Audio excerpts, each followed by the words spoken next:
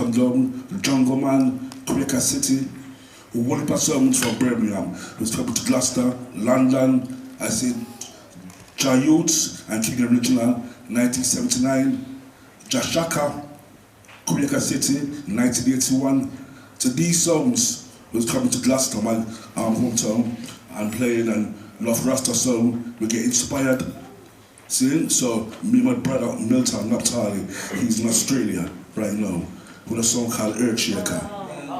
We started the song, Lord Demonstrator. I was at school and I said, yes Milton, I want to demonstrate how to build song, call it Lord Demonstrator, 1979. So we played love songs from Birmingham, Gloucester, London. Then we changed the name to Jah Trinity, because through was to a tribe of Israel. We said we're more spiritual now. We call it a Rasta name, Jah Trinity. Then we played Jah Shaka, Jah Tubbies, Original Steppers, Habashanti, from the 85 to the 99. So with a long history with Jah Trinity Gloucester. Then I came to London in 98. I joined Channel 1, Mikey Dread, Fair Share Unity. The same time, then from then to now, I'm with Channel 1. Then I'm a song called Creation Rebel, True the Lion. He was here earlier. He's the youngest now. Sher Khan, he's on the radio. I'm an MC for him as well. So yeah, it's a long history. See? Yes. Give thanks. Give thanks. You know, I just find talent, and then you learn to DJ with records like Trinity, I write, you write, Big Youth, the list goes on. You know, Dylan Jah, the list goes on. So you start inspiring off their records, and you start turn over the version, do a little thing in your house and all that. So I found out I had talent, and right up till now, you know, I still believe I have talent. So I do as I do, and. You know, again, to back what Tiny T said, there's so much tunes out there. So where he covers the ska, rocksteady, I would cover the rockers. You know what I mean? The Joe Gibbs Channel 1s, the Bunny Striker Lees and King Tubby Dubwise and that. And I don't hear no one hardly playing that at the time till now. So I'm playing it hard. You know what I mean, respectively, and I get to play that in Europe as well, respectively. So the difference with my sound to anyone else: 1, I play vinyl strictly. 2, I play 1 turntable, and 3 is 90% of the time will be out of the 60s, 70s, and a touch of the 80s, and that's the great Wassy ones. And then I ended up with a sound called Lord David, as I said earlier, and that was my first kind of introduction, so to speak, or apprenticeship into the sound system business, and where I learned most of my craft.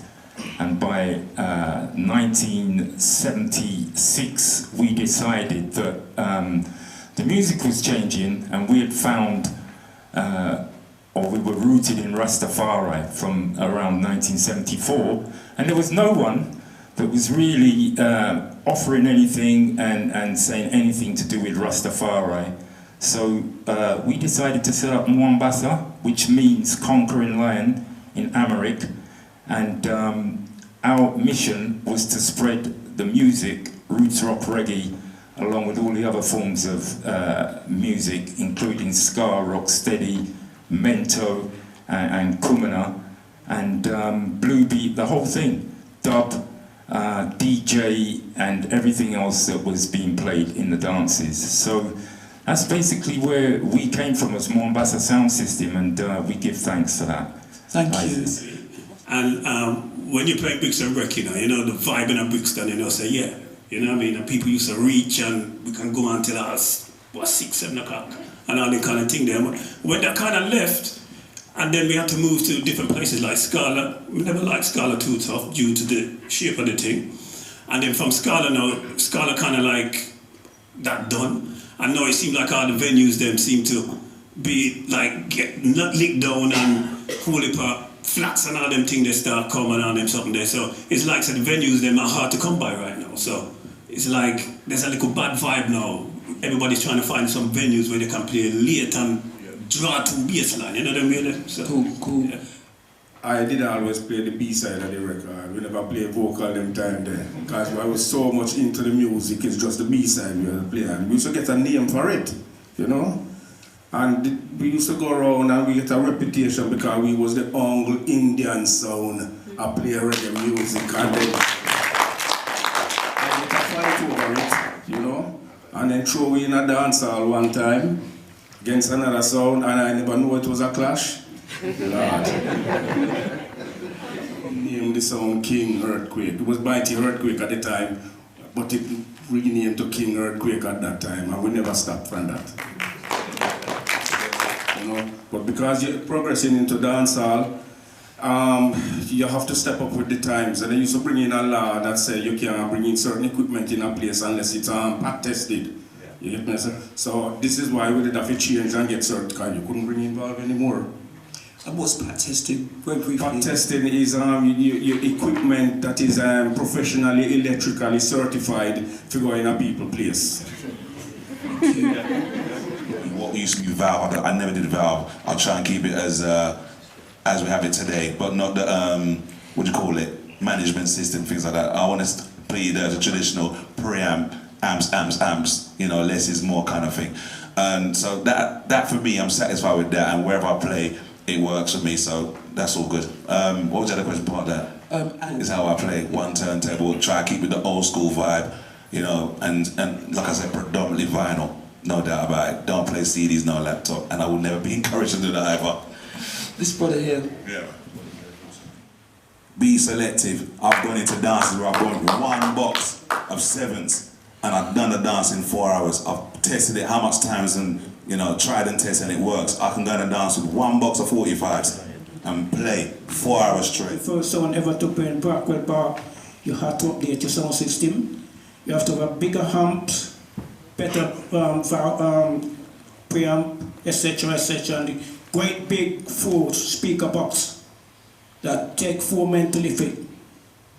And when you play a place like Wandsworth Twin Hall, you need to get your sound right, and so you have to keep it. Otherwise, you'll be outed out by another sound system. Yeah. Thank you. 1982, Lord Demonstrator. I was in Gloucester. Our sound system, we played Jah Tubbies from London. We bring him to Gloucester twice. And all the glass mash up, because he was that heavy. But the thing I was saying, the preamp we had was a 3-way preamp. Jungle Man from Birmingham, Jungle Man. You know Jungle Man. Big son from Birmingham. He was in the shop and he said his preamp was too pretty. So me and my brother Milton Naphtali, we said, no man, take the preamp, £300. So that was our first preamp we had from 1981. And we had it for 18 years. That same preamp, we played Jashaka, Tubbies, every top song with that preamp. 3-way. See? And we had a Truac amplifier, it was a valve. Shaka and valve, enough sound and valve, where we had like a transistor amps. It was heavy still. People said we were heavy. Jack Trinity sound and Lord Demonstrator, same sound, but we were quite heavy for transistor amps. But the preamp was a 3-way preamp. And Shaka used a 2-way and a 3-way, and he'd been playing for 40, 50 years. See it? From the 70s. So the technology has changed still. And well, I said the music is Rasta culture music, we play it still. So it's changing to, you know. But we're still deep in the culture, you know. Thank you. Rastafari, bless it. And him go around the back and him see the modules and he turned to me and say, where the rest of your sound? And thing. And I said, no, this is it, uncle. You know, it's just these new things we are using and things. He said, oh, you take me for a fool and you wanted to beat me. Because he's a bigger man than me, you want to beat me. So that technical change there was astonishing to him and he couldn't believe it, you know. And he go back to West London and talk to Hawkeye and Lord Cruz them about we. And, you know, Jah Youth with these little modules. You know, that was one little change there. And then the next change will come along was the advent of the DOTS tape, which was a minute thing looking like a cassette, you know, but it's a lot smaller. And you'd get in music onto these DOTS tapes by these times. This is like mid-80s talking, going up to the 90s. You'd be having these DOTS tapes, which would hold a portion of music just like the cassette. But man would bring these DOTS tape and plug into a laptop to erode, it to me is eroding the tradition of the song, man. You know, these things. So we play vinyl and dub plate, but predominantly dub plate now because of how the thing evolved. You know, and the section that Roots Ambassador Jah Youth control within the roots scene. So we play dub music, which is, you know, version and roots music from artists, all the known artists them, but we still play the vinyl format and the dub plate, yeah? To keep the tradition going. You know, when we were playing sound systems and building sound systems in the day, we were talking about lifting up some heavy boxes from the first floor up to the 21st floor. And we were doing that in the sun, the rain, the snow, and sometimes we never got paid. Sometimes there were no venues for us to play. We would go and create a venue, meaning we'd go and find a derelict house and we would lick down the door and go inside, string up the electricity from the street, and we would create a place where we could invite the public. Give thanks. Very, very true.